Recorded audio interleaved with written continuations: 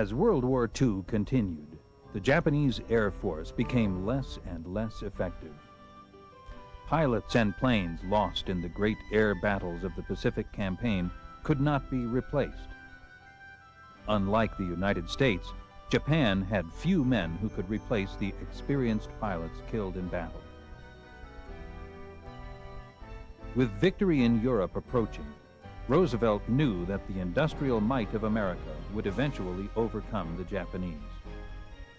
He also knew that a new aircraft from Boeing was going to be a great help in winning the war. The B-29 Superfortress.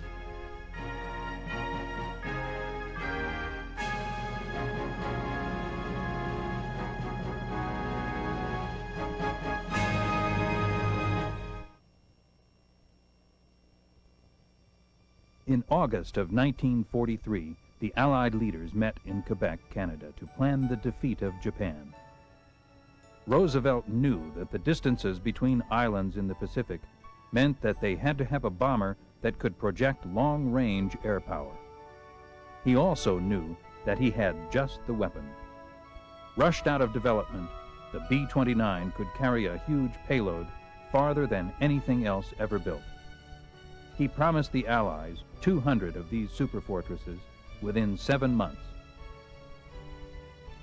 Inside the Chateau Frontenac, at the Joint Chiefs Conference, General Hap Arnold proposed to pierce the inner zone of Japan's homeland with the unbuilt bombers from bases to be erected in China.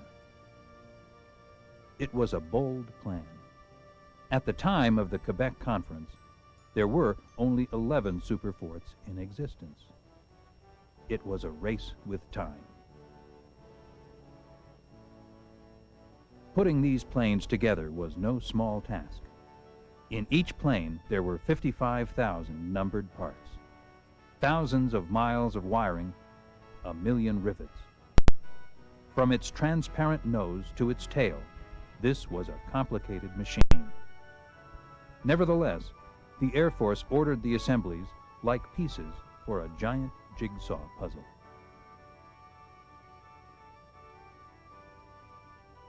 By December, only 4 months after the President's promise, 35 superfortresses had come off the assembly line. Then, every hour of every day, identical miracles of modern machinery were brought together.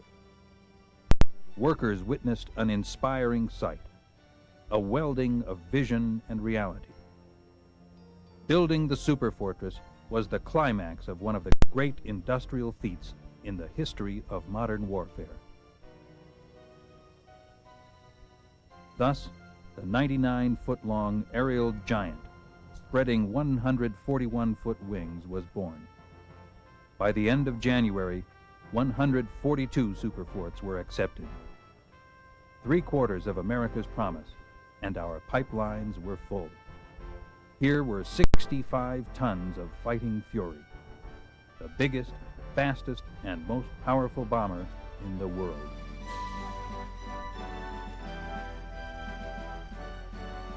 It was a very fine aircraft. It exemplified the latest state-of-the-art in long-range, high-altitude bomber development.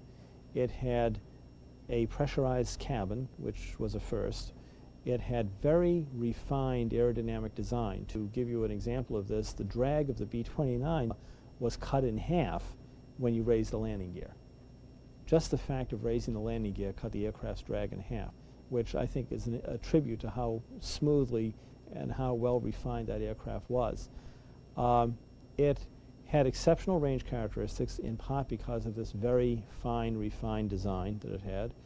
It had some tremendous technological attributes for its time. It was what we might call the first true systems airplane. For example, the turrets were not operated by gunners sitting under a bubble, moving with the turret, tracking the guns against their foe, things of this sort. They were remotely sighted. The turrets were controlled remotely from centralized fire control stations. Radar was incorporated into the aircraft's operations as a navigation aid and as a bombing aid. There was a lot of attention went into this airplane in terms of developing it as what we might term a systems airplane. And indeed, it's ironic that after the Second World War, the B-29 became the basis for virtually all subsequent Soviet long-range aircraft as well. The Soviets were recipients of several B-29s that force landed in Russia during the Second World War, and they copied these directly as the Tupolev Tu-4, which was given the NATO codename Bull, and then it in turn inspired a whole series of derivatives, and indeed the B-29's design influence could be seen in subsequent Soviet turbojet bombers as well. The B-29 Superfortress had a 141-foot wingspan with a total length of just over 99 feet. Its height was 27 feet 9 inches. It was powered by 4 R-3350 engines, and it had a maximum speed of 357 miles per hour.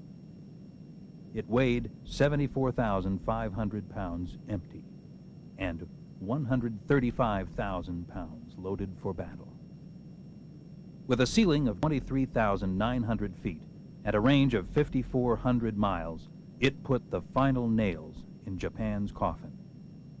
This heavy bomber was able to carry a payload that other bombers could only dream about.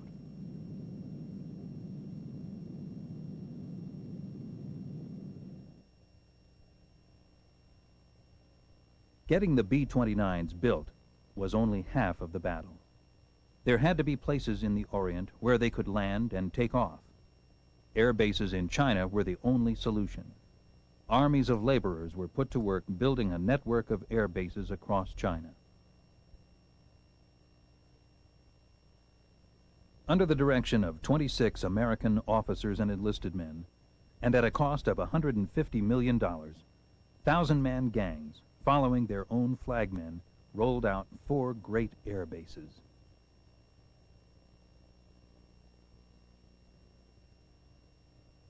April 24th became a day for the 20th Bomber Command to remember.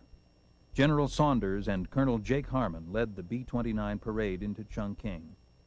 Nearly all the immense airfields were ready for business. They had been built in only 3 months.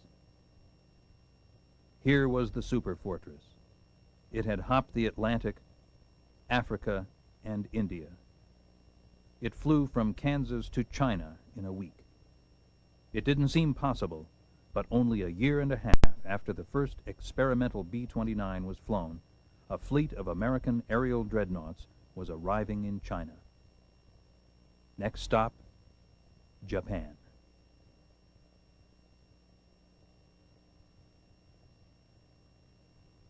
Within 10 days, the Allied Asiatic strength was 130 Superforts. Directed by the Joint Chiefs of Staff because of their long range and power, they were the first units of the 20th Air Force. Roosevelt was keeping his promise. With more Superforts on the way, the runway builders never stopped. In China, skilled hands were pounding out a path to victory. Meanwhile, in Japan, 1,500 miles to the east, other hands had forged a modern war machine. Geared for war since 1928, their production rolled on. Like the Germans, they believed their empire invulnerable. Since Pearl Harbor, steel capacity had doubled.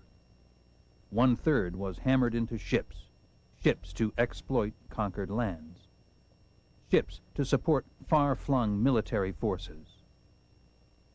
While suffering from shipping sunk by the Allies, Japan maintained the world's 3rd largest merchant fleet with continued launchings. Their Asian empire of Japan, Korea, and Manchuria, connected by an efficient merchant marine, formed an industrial behemoth 3 times larger than Germany. Their armed forces had expanded to 5 million soldiers, nearly 4 times their strength at the time of Pearl Harbor. By June, the Allied bases in China were working around the clock. The Joint Chiefs of Staff had ordered an attack on the Japanese. The Allied target was Yowata, Japan's heavily guarded industrial center, which made 1/5 of all Japanese steel. General Wolfe was winning the big gamble. His idea to train the crews while they tested the experimental B-29 was putting both men and planes in combat 6 months sooner. They were doing the impossible. General Stratemeyer, the theater air commander, and General Wolfe watched 68 Superfortresses become airborne. Almost the entire force ordered for this historic mission.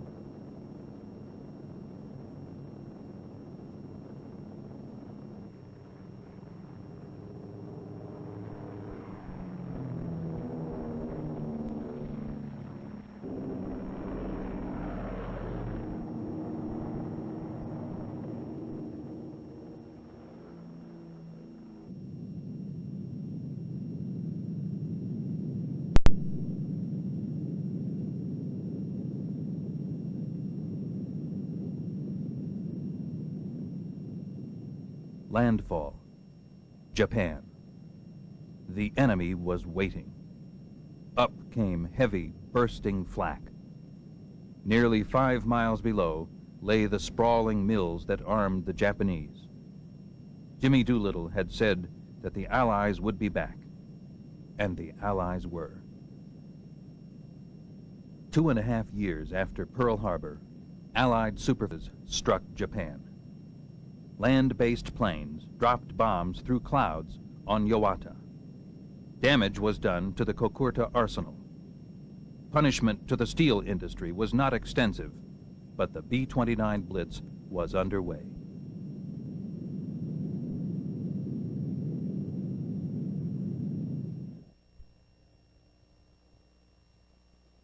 Soon, full-scale operations against Japan were underway on a daily basis. 1,500 miles to targets, and 1,500 miles back. From bases at Saipan, Tinian, and Guam. The 21st Bomber Command was in charge, and they were concentrating their massive air power on the industrial and military complexes within Japan. This was the beginning of the end of the war against Tokyo. Back in Guam, after 6 months of reoccupation, there were few signs of war along these quiet summer shores. The liberated Chamorros were back in their native villages, American citizens again, smiling and friendly, unaware that a miracle had happened around them. A miracle that moved mountains of material, equipment, and supplies across the Pacific, that changed their dirt roads into broad highways, that manicured their jungles into acres of black-topped airfields. By midsummer, 21st Bomber Command was in business. Big business. Under General LeMay's direction, the long arm of Bomber Command began punching the enemy with appalling power. From Guam, Tinian, and Saipan, 600 plane missions increased the bombing weight 100% in 2 months. Behind this expanding power was planning. The LeMay plan began on the ground with maintenance. At the center of the plan was the B-29. Assembly line technique cut engine change time from 3 days to less than half a day. In shops and hard stands, ground crews worked day and night during the blitz weeks to keep more B-29s on the line. By July, LeMay's Bomber Command was an efficient, well-oiled, well-drilled machine of destruction. Here's a vital cog of that machine: 11 men and a bomber. While they wind up for action, let's find out where they're going and some of the things they're going to do, and why, and with what. How do they set up the longest, toughest bomber mission in history? It began about 12 hours ago in the war room at Guam, with General LeMay and his staff receiving a report on tomorrow's weather in Japan. Tomorrow's forecast is typical: 80% clouds above 10,000 feet. In the east, Tokyo area will be 60% cloudy at 22,000, 30% at 14,000 feet, closing up solid after 11 a.m. Osaka and everything west is reported completely socked in. How will the general solve that one? His B-29s are up against a blank wall, except for a possible opening around Tokyo. The old man considers every vital factor and makes his decision. 4 wings will strike Tokyo at 10 o'clock. They'll go in under that weather and bomb at 12,000. Now it's a question of target selection. First priority in the Tokyo area is number 573. Intelligence informs the general that 573 is already 3/4 destroyed. At the moment, number 574, still untouched, would seem more important. Operations checks the tactical plan for 574. General LeMay orders the required changes, okays the target, and commits all executive details to his staff. Operations, with his deputy chief of staff and project officer, goes to work setting up the changes. In that plans folder is a mountain of preparation by special sections of intelligence and operations. 1,000 hours of research, collated facts, and figures have been distilled into Tactical Plan 574. Aircraft will assemble as brief with 3 groups of P-51s for escort. Smoke markers at 1-minute intervals will be dropped by lead planes to expedite departure from assembly point. 1 squadron each wing will carry M47 incendiary clusters. Balance of squadrons 500 and 1,000-pound GP bombs fused a quarter second, nose and tail. Altitude of attack, 12,000 feet. Planes of 314th Wing will carry capacity fuel loads of approximately 7,300 gallons per plane. Calibrated airspeed of 210 miles per hour will be flown by all aircraft on bombing run. Radar landfall 3450 north and 140 east will be the same for all planes to afford a good land-water contrast checkpoint. The Navy is requested to furnish the following facilities for air-sea rescue purposes: 3 surface vessels to proceed to positions X, 4 submarines assigned to lifeguard duties at positions Y, 2 Dumbos to orbit at station Z. 4 B-29s will orbit as Super Dumbos at the following positions. Each section of the plan is double-checked. To supervise certain aspects of planning, Lieutenant Colonel Catton, a former lead crew pilot, was recently brought over to staff as project officer. This officer's extensive combat experience now helps to iron out operational kinks. He will accompany this mission to observe new smoke signals at assembly point. A field order is now dispatched to the wings. Takeoff time is flashed to the controller, who coordinates the vast network of communications gathered here at the heart and nerve center of command. Here in the control room, status panels of the mission board are maintained to show at a glance the countless, up-to-the-minute details of all daily operations. Prior to takeoff, each mission is set up on the board to afford a visual progress of the flight, from takeoff to target and return. Colored yarns, 1 for each wing, are laid out to indicate the flight lines, which pass close to Iwo Jima, the halfway point, and proceed as specified in the field order to the proper target. Other symbols are used to mark air-sea rescue positions. A timetable of statistics for each wing, as planned and flown, is recorded from hourly reports on the status panel, beginning with takeoff time. To veteran crews, it's just another day's work. One more 1,500-mile haul up and down the ruddy Pacific.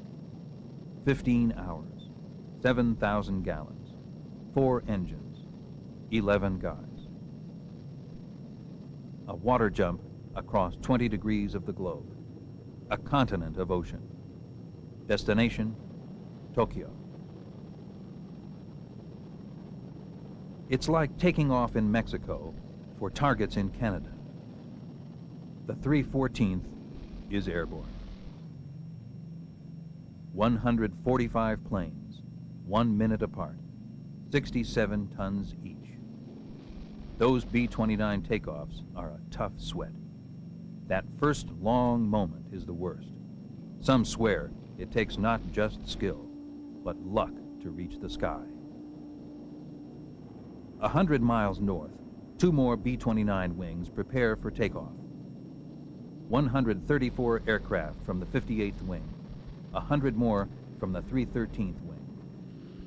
At Saipan, a few minutes later, the veteran 73rd Wing lines up for takeoff. 153 more bombers are added to the mission's striking force. The last B-29 is airborne at 1540.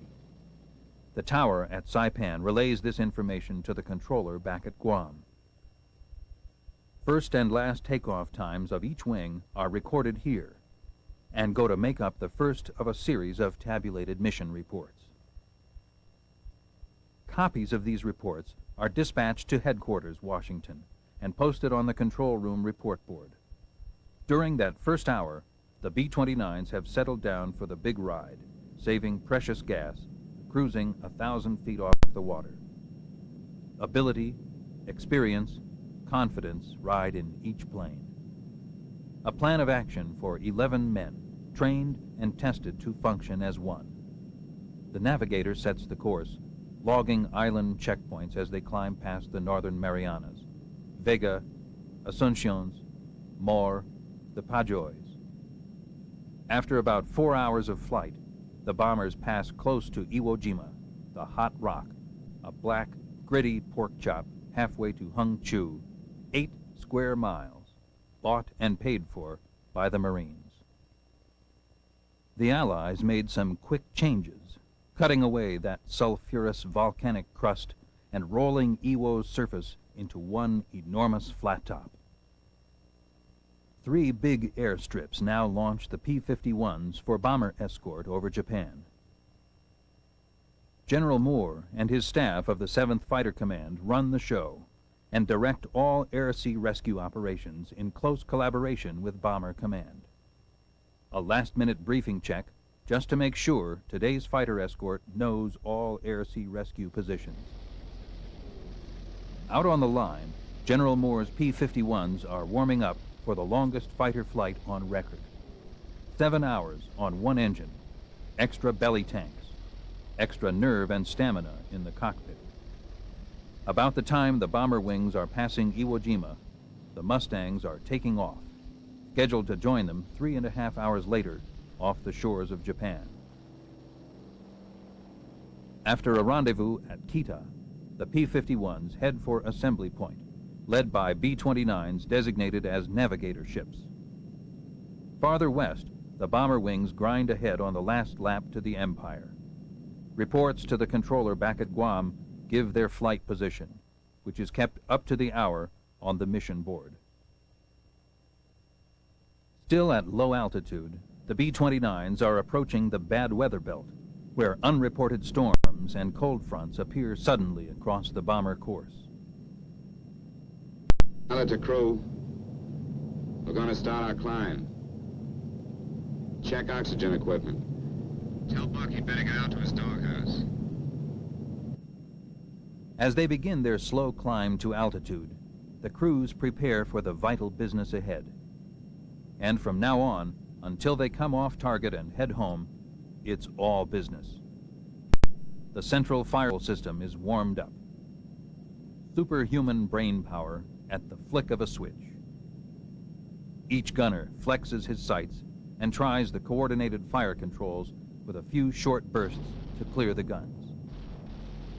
After pushing up to altitude, the bombers arrive close to assembly point. Air in the pressurized cabin is comparable to 8,000 feet, but oxygen masks are adjusted and ready for instant use. From the southeast, the fighter escort appears with its navigator ships, which now turn off to wait for the fighters' return at rally point. The Mustangs climb in formation to take positions above the boxes of B-29s. Lead bombers begin to circle, dropping new smoke markers for assembly. The project officer observes this part of the tactical plan in action. From various zone positions, the groups separate and form on their lead ships in 9 or 11 plane waves, which head for initial point. The great parade is on. Landfall is picked up, along with the first flak burst. Fujiyama, the familiar white beacon, marks the turn for initial point. Flak becomes heavier and more accurate. And now, the first enemy snipers appear, diving head-on into the formations. Some are suicide fighters trying to ram our bombers. Other Japanese fighters drop phosphorus bombs, set to explode in front of the oncoming B-29. The P-51s go on after them and know they're tangling with experts. The P-51's job is to protect the B-29s. But some of those enemy fighters filter through and meet the blast of bomber guns. A tail gunner pleads with a Japanese fighter to come in a little closer. From the turn at initial point, the tight bomber waves move steadily on and get ready for business. Flak and fighters fall off. But those clouds are beginning to close in, and it looks worse ahead. Then, just east of Hachioshi, the Tokyo area breaks clear. The bombardiers began to draw a bead on 574. The planes sit tight for the bombing run. 2 Japanese aircraft plants and an airbase, 12,000 feet below, are about to receive 4,000 tons of destruction. The first waves of B-29s have already found their objective. Succeeding bomber groups add their devastation to the smoking targets. Tactical Plan 574 is now an accomplished fact. The bombers turn and go downwind across the burnt acres of Tokyo. Close-up cameras show the scars of those deadly fire strikes last March. 51 square miles of LeMay treatment. Across the bay, a tailwind speeds them south down the Chiba Peninsula. This is fighter country. With the first call on the intercom, the Mustangs peel off and go to work again. With the big bombers homeward bound, the P-51s drop down for strafing runs, concentrating on definite objectives from here to the enemy coast.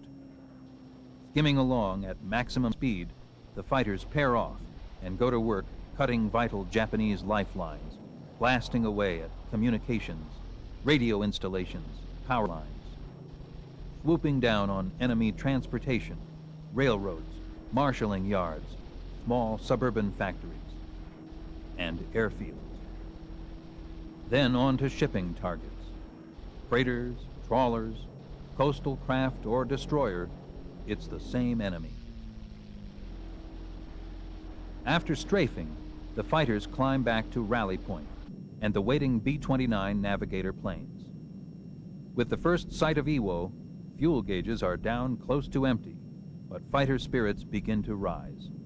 They wind up and finish with a kick, coming back at whiplash speed and zoom into their victory rolls once over for each Japanese ship or plane destroyed.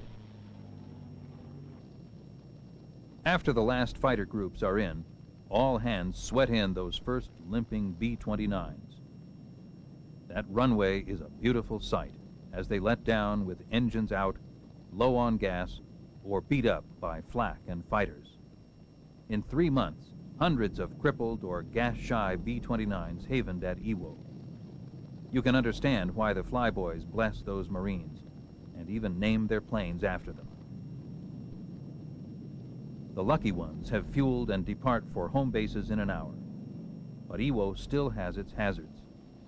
Weather can turn this station into a hopeless pea soup. Fog and quick overcast often black out the airstrip during these crucial periods.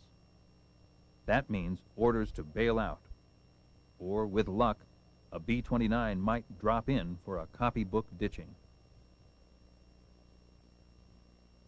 From here, you can see how the cloud cover up there smothers the runway and realize what one pilot went through.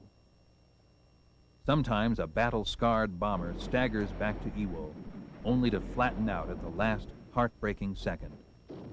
By some miracle, the whole crew got away from their stations to safety before 2,000 gallons of flaming gas enveloped them. Fighters risked their lives to save the ship. This, too, took courage beyond the line of duty. Far to the south, most of the wings are nearing their bases.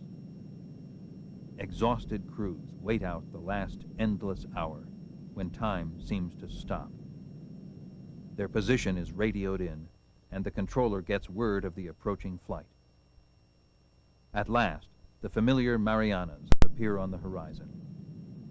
Bombers fly across Guam and turn into the landing pattern.